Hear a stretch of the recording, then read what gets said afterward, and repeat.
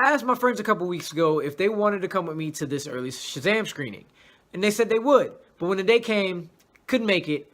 But when I got out, they looked at me and asked, "Yo, you really went to go see that Shaq sequel?"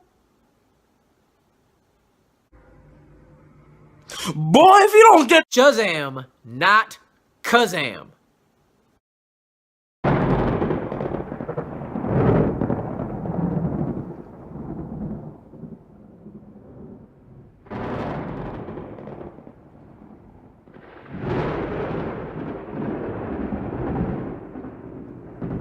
What up, family? It's your boy Amadu back with another review, and this time I am reviewing DC's Shazam. Sorry, there's an exclamation point at the end of that. Anyway, it follows the story of 14-year-old foster kid Billy Batson, who stumbles upon the lair of an ancient wizard who bestows upon him all of his powers just by yelling his name, Shazam. Now, the movie opens basically with this shot. And I saw this and joked, yo, this is Harry Potter. And then immediately it went to a countryside forest and a car driving down the road. And I said, yo, this is Harry Potter. Then I thought, foster kid. Get up! Now! Suddenly gets the powers of a wizard. You're a wizard, Harry. Has all of this responsibility thrust upon him. I'm the chosen one. Okay, sorry. Kidding. Shazam is Harry Potter and the Sorcerer's Stone in comic book form. And man, am I glad it is. Because DC needed something like this. Because you know the dark tone wasn't working. And when they went completely light, you know how I felt about that. This is whole ass trash. This shit is dumpster. Yeah, let's not talk about that movie. So, the Sorcerer's Stone vibe puts you in the perfect mindset for this movie from jump. Directed David Sandberg, he knew that the tone of this movie needed to be a remake of the Tom Hanks movie Big, but with superpowers and a cape. Now, it does start off a bit slow, but that's because it needed to introduce characters to new audiences who don't know who Shazam is. The movie first introduces us to the lore of Shazam and the Wizard. This is through a flashback where Djimon Hounsou's wizard character meets a young Thaddeus Savannah, who as an adult is played by Mark Strong. Thaddeus is tested to see whether or not he's worthy for the wizard's power, and when he fails, we get to learn about Mark Strong's motivations as an antagonist, as well as the wizard's motivation to find his chosen champion. Djimon and Strong both play really well into what they're given for the tone.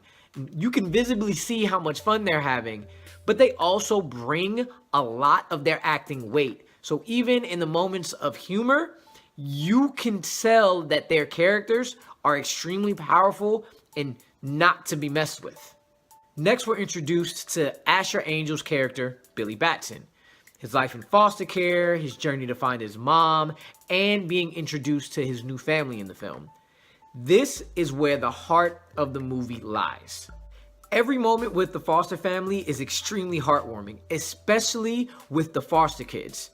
Every kid in this film brings energy and humor and warmth to their roles, and you just fall in love with this family immediately. Look out for Faith Herman as Darla.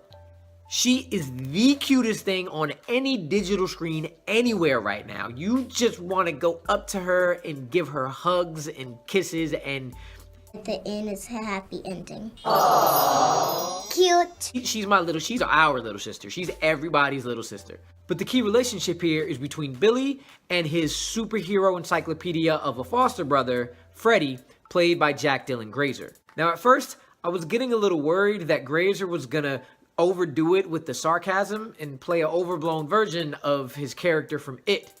But the second Zachary Levi hits the screen, his relationship both with a young Billy and an old Billy hits the ground running. Everything about the movie picks up when Zachary Levi hits the screen.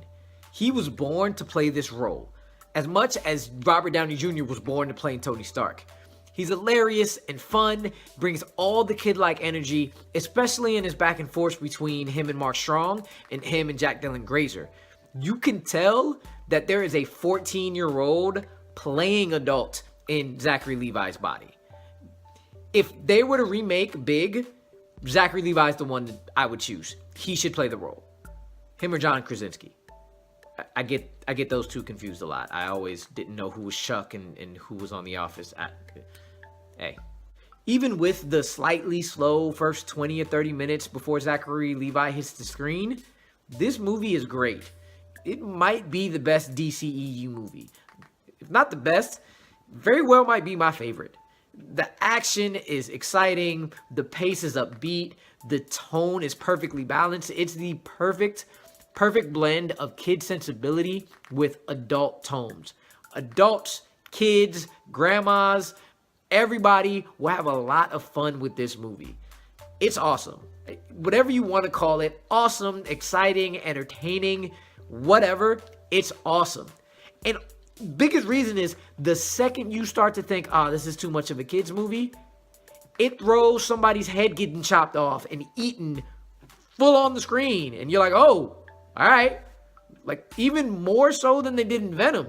Why would we do that? Pile of bodies, pile of heads. The movie keeps surprising you just at the right moments that this is the quintessential popcorn in your lap, eyes wide, glued to the screen, you want to keep watching every moment movie that you usually save for blockbusters in the summer.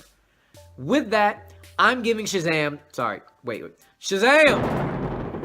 I'm giving Shazam a solid 8.5 out of 10. Don't turn your butt on me. I'm the man of the ages. Straight out the pages.